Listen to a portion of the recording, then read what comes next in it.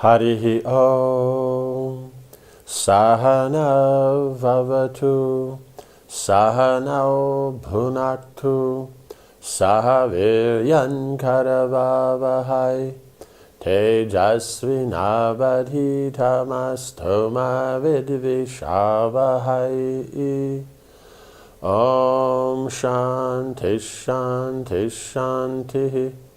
Om Jaya Shri Krishna Chaitanya Prabhu Nityananda Shri Advaita Gadadhara Shivasari Gaura Bhakta Vrinda.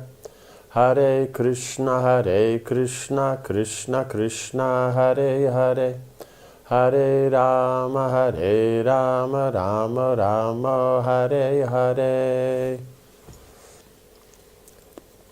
So now we're having the discussion between Dhritarashtra and his counselors on now what to do, that they've, the Duryodhana has come back and informed them of the news of the Pandavas and everything like this. So what should they do? Because they were going on the principle Pandavas are dead, so naturally they just go on ruling the kingdom as it is. But if the Pandavas are alive, then it goes back to the situation it was before they thought they were dead, that Yudhishthira is the Yuvaraj. He was the one who was supposed to be there. And so then going around the room asking like this, so Bhishma then asked Dhritarashtra if he knew how the citizens felt, right? Because you're supposed to know what the citizens are thinking. It's not spying that you're in the way that you're finding out what they say and then you're discontent in that, then they're silenced. This is that you find out what people think, because in front of the king they may or may not say what they think. So the spies and that will be in the market, they'll hear the general talking and all this and that. And so then they know it's like saying you have your finger on the pulse, so they can tell what the citizens are. So if they're happy or not in that, because since the king's duty is to see that the citizens are protected and satisfied, then he has to know is that, are these feelings correct or not? How is it coming like this? Is it now that this has come up from another king is making some politics? Or is this because management is bad? Or maybe he's managing all right, but then his officers below him are not. The bureaucrats and all that are giving the people trouble. So he has to know so that he can make everything correct so the people are actually protected and satisfied. So he points out, they had blamed the Pandavas' death on the king. Right? So they said Dhritarashtra was the cause of that. So that means they all, like Yudhishthira, as we saw when the Pandavas were leaving, they were ready to leave with him. That the brothers had survived would repair his reputation. They'll say, there was some misunderstanding, they came back and this and that. And so then everybody would be happy. Dhritarashtra should now take advantage of that good fortune and make amends with the Pandavas by awarding them their kingdom. Right? So he's saying, just give them the kingdom, then everything will work out. They were virtuous, united, and ever protected by the Supreme Lord. Even Indra with all the gods could not deprive them of their rights. If you desire justice, the welfare of all, and my pleasure, then give half the kingdom to these boys. Right? So he said you should give the kingdom back, so you give them half. Like that. So we have to remember also Bhishma is half from the heavenly planets. His mother is Ganga Devi. So then he's basically on the same kind of position like the Pandavas. They're not ordinary people. And so then he's saying these things with great wisdom in that. He was trained by Brihaspati, so he knows politics and all that and how to deal and run a kingdom from Brihaspati, who advises Indra, so he'll know that much. Bhishma sat down, looking across at Duryodhana. So you see the kings, they say exactly what they want to say. They say it nicely. They say it exactly. It's very clear, boldly. And then they don't talk more. They sit down. It's not like they get up there and they love to hear their own voice. Right? Sat down looking across at Duryodhana, who breathed heavily and ground his teeth, right? Because Duryodhana is not going to like any of this. If it's not saying that Duryodhana, you're fabulous and anything that you feel and want to do is the perfect thing to do and it's the best thing, if anyone says anything other than that, then they're just an enemy, they're against the state, because he just takes it, I am the state, rather than I'm just a guy and all these guys know how to run a state and they say I'm the problem, so he's the problem. No, his thing is he's perfect. The prince stared at the floor as Drona stood up to speak, because he knows, okay, Bhishma said this, now Drona is going to say a similar thing, right? The prince stared at the floor as Drona stood up to speak. "O sire, it is said that counselors should always speak what is right, true, and conducive to the king's welfare and fame. My opinion then is the same as Bhishma's. Return the kingdom to the Pandavas. Send a messenger skilled in diplomacy to Drupad, along with many gifts. And tell him how the alliance of his house with the house of Kuru has enhanced your power and dignity. O king, this will undoubtedly be in your best interests." Right, so he's saying, same thing he said. Now, as a practical point, then, in doing that, accepting the Pandavas, send messengers, send gifts, speak to Drupad, speak nicely and all that, because otherwise he's going to think badly about them. He's a powerful person. Drona advised that Drupad be told how happy both Dhritarashtra and his sons have become by all what has happened, right? So hearing the news that their cousins are alive and now they've attained Draupadi and everything like this. The Pandavas should be brought back in state to Hastinapur. Then they should then be installed in their parental kingdom. This was the people's desire. The Pandavas are no less Dhritarashtra's sons than his own offspring. He should treat them equally. Right? Because there is the element of the people's desire, but it's not necessarily that they vote for it, as in the modern democracy. So, and then only the people's desire. The king said they should already know what the people think and then try to be fulfilling it. Of course, it has to be in line with scriptures, has to be correct, like this, but they should be working in that direction. So if they would prefer, the Pandavas as king, and they're supposed to be the king, so then why wouldn't you make them that way? When Drona finished speaking, Karna sprang from his seat. He could take no more. Breathing heavily, his brow furrowed. He thundered, "How surprising that these two so-called ministers should tender such advice.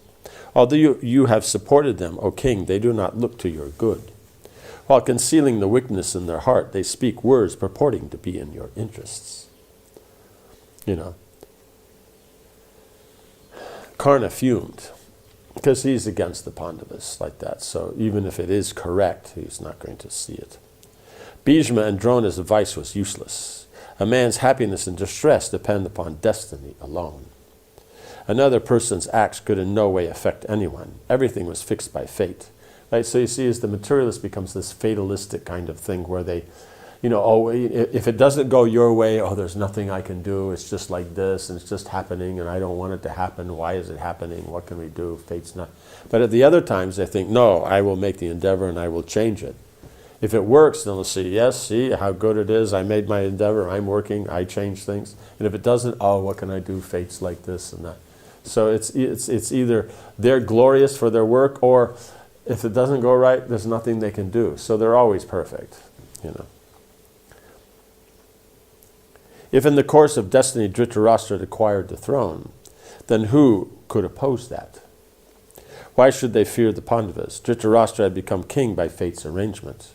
And if fate decreed it, then he would remain in that position no matter what anyone said or did. Right? So yes, of course, if he's supposed to, no matter what anyone said or did. But the whole point is that he's not supposed to be, technically the king if Yudhishthir's there. And as far as we see, the citizens, they are supportive of the Pandavas. So it's not his business. It's not about just who's in charge. It's about what's the best for the state. So he's saying what is best for the state is what should be said. That's what's Drona's point. It is said that counselors should always speak what is right, true, and conducive to the king's welfare and fame. Right? So that's the best. Karna looked angrily at both Bhishma and Drona as he concluded his speech. These two have spoken out of fear of or favoritism towards the Pandavas, right? It can't be that they're correct. O king, judge for yourself the motives of your ministers. Then do what you feel is right. But of course, you don't have to judge Duryodhana or Karna, because they're only working selflessly for the state. It has nothing to do with their inimical feelings towards the Pandavas. Dhritarashtra remained silent, but Drona spoke out again.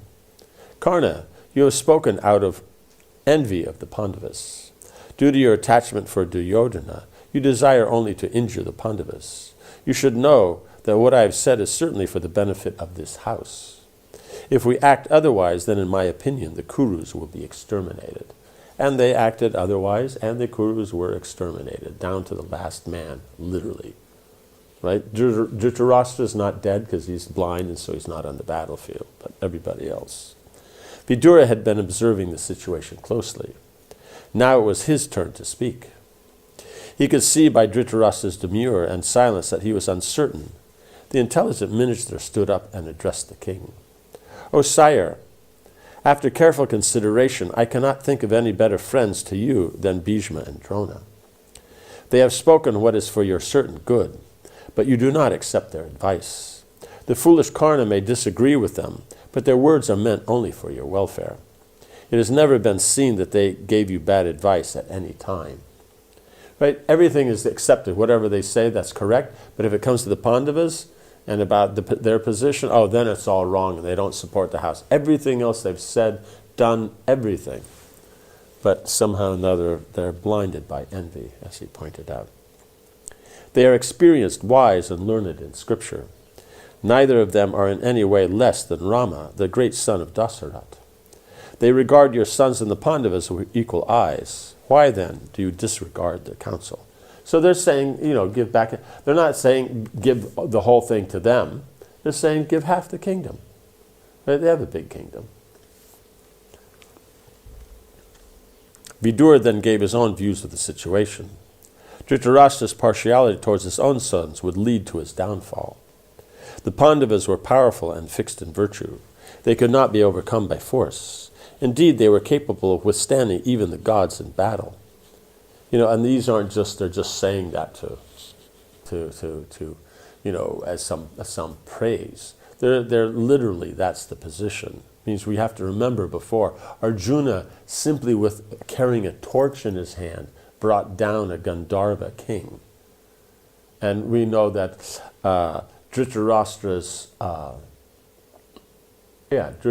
father, Vichitravirya, fought with the Gandharva for 3 years and lost.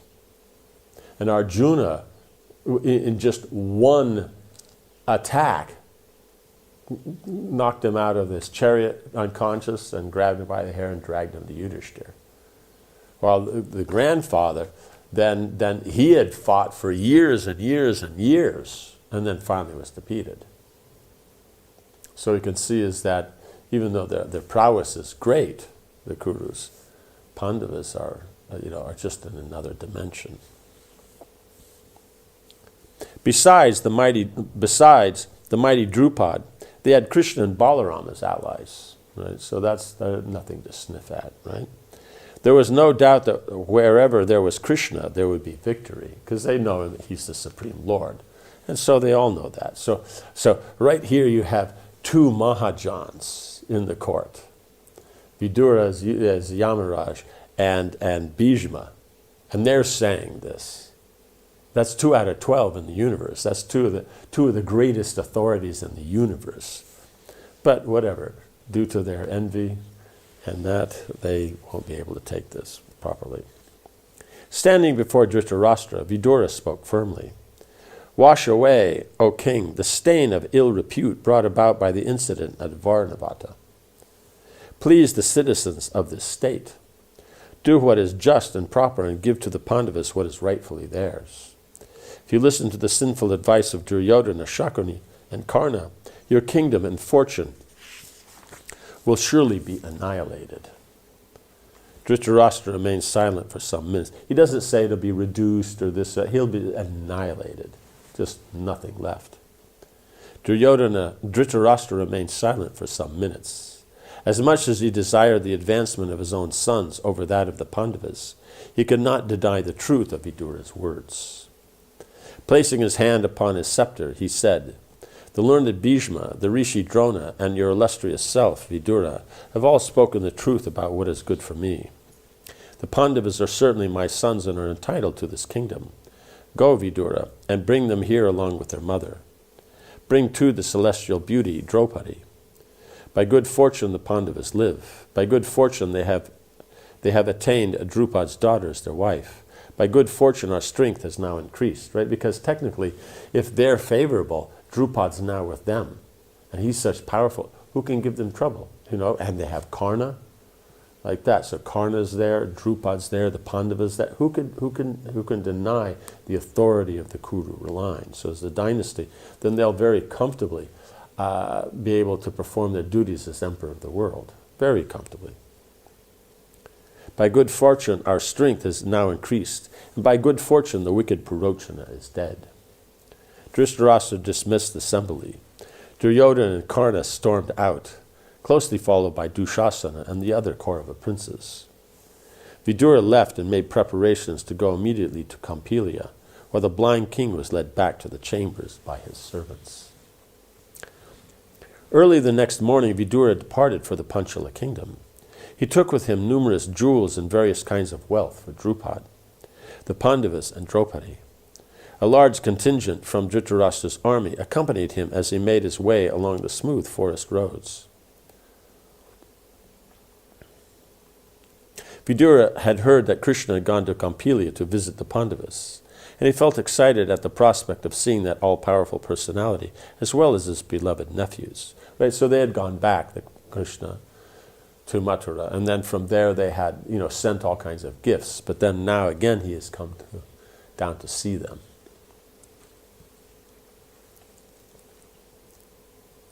So he felt excited at the prospect of seeing that all-powerful personality as well as his beloved nephews. Right, so he's seeing the Supreme Lord and the pure devotees. So he's good. When he arrived at Kampilia, Drupad received him with honor, and the Pandavas were overjoyed to see him. They greeted him with tears in their eyes and touched his feet. The old minister embraced each of the brothers warmly. Krishna then came forward and bowed before Vidura, who embraced him, feeling a surge of ecstatic love. He gazed at Krishna for some moments, and the Yadavas smiled affectionately at him. Vidura then offered Draupadi brilliant golden ornaments studded with diamonds and rubies, and he offered Drupad a heap of shining gems. Right, because the king, you're going to give him piles of gems, piles of gold, bars and these kind of things, and then he'll do things with it. But to the girls, you can put it on ornaments, usable stuff immediately, not stuff that you have to make something with. Like that. So that's just the way it works. Because the king then has options what he can do, and the girls could wear it. Right? Because, yeah. When they were all seated in Drupad's council chamber, Vidura said, "O king, along with your sons and ministers, please hear the message I bring from Dhritarashtra. No. He and his sons and ministers have repeatedly asked after your welfare. Your beloved friend Drona has mentally embraced you and sent his warmest greetings." Because he's going to say that Dhritarashtra is happy with it. He means he'd rather do other, but this is the way it works. So this is the official statement. And the point is he's your old friend, because the point was he wasn't an equal, so you couldn't be friends. Now he's an equal, because so you're naturally friends. All the Kuru elders are overjoyed at our new alliance. They feel as if they had acquired a new kingdom. Knowing all this, O sire, please permit the Pandavas to go to Hastinapur. The Kurus long to see them again. Otherwise, he'll say, "Why you should go there? You're inimical, so you stay here and be established here." Or in some way, they'll work something out. Vidura described how much the people in Hastinapur were anxious to see the brothers return with their new bride. He hoped the Pandavas themselves desired again to see their own home. Would Drupad allow them to enter their own city in state? Right, because now he's the father-in-law, so he's technically that authority, not close, and so he's staying with them and all that, so he's asking for the permission. Drupad smiled. "Wise Vidura, it is surely proper for these boys to return to their ancestral kingdom. But it is not proper for me to tell them to leave. Let them decide for themselves." So his point is that, okay, I may be the father-in-law, but it's not my business to tell them. It's their choice. They're married persons now. It's not like they're students and all that, so they need that kind of direction. "Let us also consult Krishna, for he is always interested in what is best for the Pandavas." Right? So then Drupad saying, well, we'll ask the Pandavas themselves, we'll ask Krishna, see what they say. Yudhishthira stepped forward and said that he and his brothers were now dependent upon Drupad. They would do whatever the king commanded.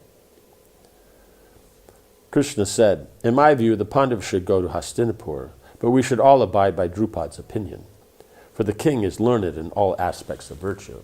Like Krishna says, well, my opinion is they should go, but we should hear what Drupad has to say. Because for Krishna, it's not about him controlling the situation directly like that. It's about the relationships and the interaction and all. He's God. Without even being sitting there, he can make it go the way he wants. The modes of nature will make it happen. So for him, what's fun is the nice interactions between himself and the devotees and like that. That's what's fun. Drupad agreed with Krishna. These princes are now as dear to me as they are to Vasudeva. No one is more their well-wisher than Krishna, and he will only counsel what is for their good. Let them depart for Hastinapur. Right, so Drupad's saying, as sons-in-law, now he considers them the same way as Vasudeva would consider them sons. Soon they were ready to leave, right? Because Kunti and the relationship and like this. The Pandavas made their fond farewells to Drupad and his sons. The old king and his wife shed tears as their daughter mounted the chariot with Kunti. They stood with the other Kuru elders outside the palace as the Pandavas proceeded slowly down the royal highway towards the city gate. Krishna went with them on his own splendid golden chariot, and with great pleasure they all journeyed together to Hastinapur. They entered the city like a line of celestials entering Amaravati, Indra's splendid city. So Krishna also went there just to make sure everything's going nicely. Because otherwise, you don't want any politics to change. So by Krishna going there, then it makes it even more strong that Krishna is their ally. The citizens thronged the streets. Everyone longed to see the Pandavas again. They crowded around the brothers as the procession moved slowly along the main road towards Dhritarashtra's palace, right? Because they've been gone for years now. The Pandavas could hear the people's explanations. The best of men, Yudhishthira, has returned at last.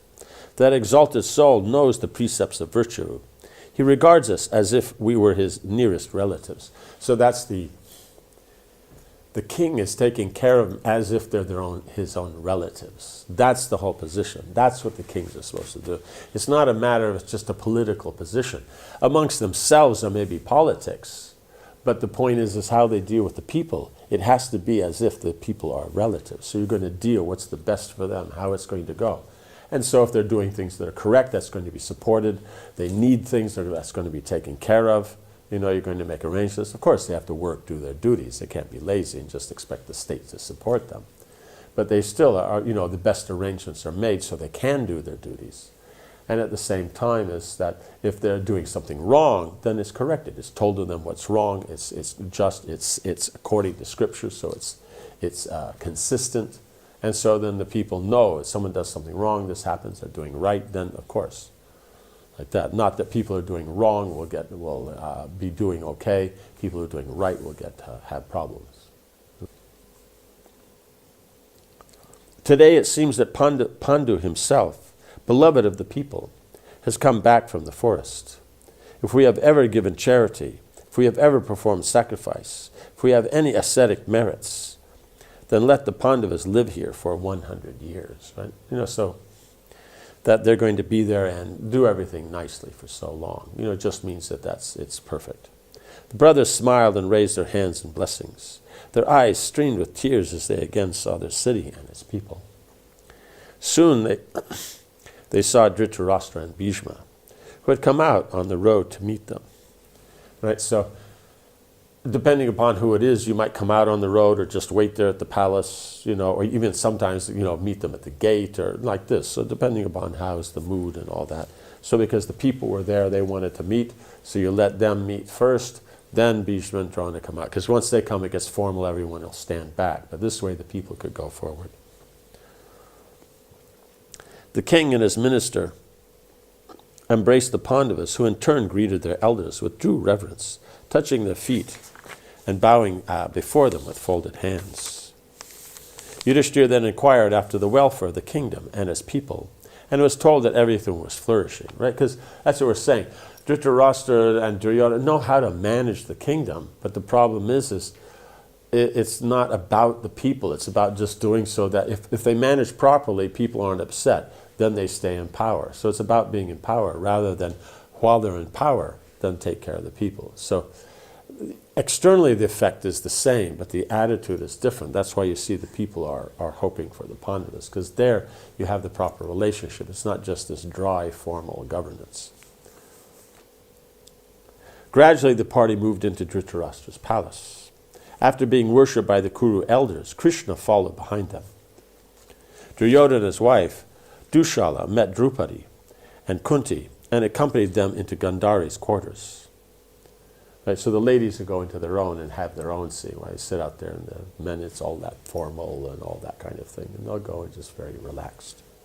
As Gandhari embraced Draupadi, she thought of the prophetic voice that is spoken when Draupadi first stepped out of the fire.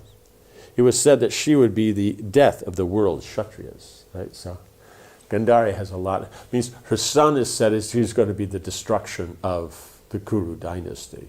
And then this girl is going to be the cause of the death of all the Kshatriyas. So then, there's going to be something that her son's going to do that then she's going to be the cause, right? The blindfolded queen had developed a powerful inner vision due to her austerities. She could understand that Draupadi was destined to cause her son's destruction. Still, Gandhari felt no malice towards Draupadi. She had resigned herself to the eventuality of faith, right? She just knows everything's going to be destroyed. So she is, as the wife of Dhritarashtra, the mother of Duryodhana, she just does her duties and all that nicely, but she knows that ultimately it's all going to be finished because of this attachment. She can see it's wrong, but she's a queen, she's Kshatriya, she knows what's the standards.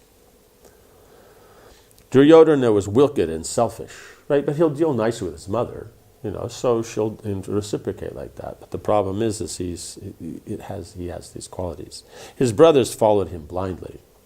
Surely they would reap their rightful reward. All-powerful providence controlled everything. Men were simply instruments of destiny, driven by desire and hate. Right? So they see these things, but it's like it can do nothing. But she, I'm sure even if she tells Dhritarashtra or tells her sons, they're not going to listen. So it's just, she doesn't bother. The queen blessed Draupadi and then warmly greeted her old friend Kunti. In Dhritarashtra's council chamber, the king spoke before the Pandavas in a trembling voice. "It is with joy that I sit here today with Pandu's sons. The gods have surely been merciful to the Kurus in that these 5 heroic brothers still live. So that no further disputes may arise between us, I want to give the Pandavas half the kingdom. Yudhishthira, my child, go to Khandava-prastha. This shall be your half of the kingdom. Live there peacefully."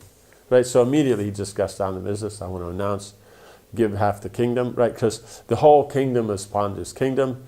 And so then he wants to give the Hastinapur's in, that's there. And then to Khandava-prastha, that, because you have Indraprastha, so this is Khandava-prastha. So that's that'll be within. It means you have Hastinapur. Bhishma and Vidura looked at one another, but said nothing. Krishna, who was sitting upon a splendid seat of golden jewels, and who appeared like the sun illuminating the assembly, smiled when he heard the king's proposal. He knew the region the king was so generously offering to the Pandavas. Khandava-prastha was a vast area, and it was certainly half the kingdom, right? So he's given half the kingdom, so it's certainly half, if not a little bit more. It may have been a generous half. But it was nothing but a jungle and desert. There were no cities, not even any settlements, although it had once been the site of the Kuru's capital, right? Because before you had Khandava-prastha, but then something happened. A rishi had long ago cursed that land when he felt offended by a Kuru king. It was now a wasteland. Right? So he's given. So he's thought about it, because he's thought, okay, they're all setting like this and that, and so then he's saying, okay, yes, we have to give them their rightful, kingdom and all that. We'll give them half the kingdom, invite them here so we can do all this and make it all happen. But he hadn't told anybody who they were going to give was Khandava-prastha. So that's kind of an interesting twist on the whole thing. So his sons still stay kings of what they have now. And an area, there's no people living there. Nobody, nothing, not a village, nothing lives there. Like that. And so then, giving that, then, he's kept his promise, but at the same time Duryodhana hasn't lost anything. Like that. Okay, so I'll end here. Om Hare Krishna, Krishna Krishna, Hare Hare, Hare Rama, Rama Rama, Hare Hare. Jai Srila Prabhupada ki Jai.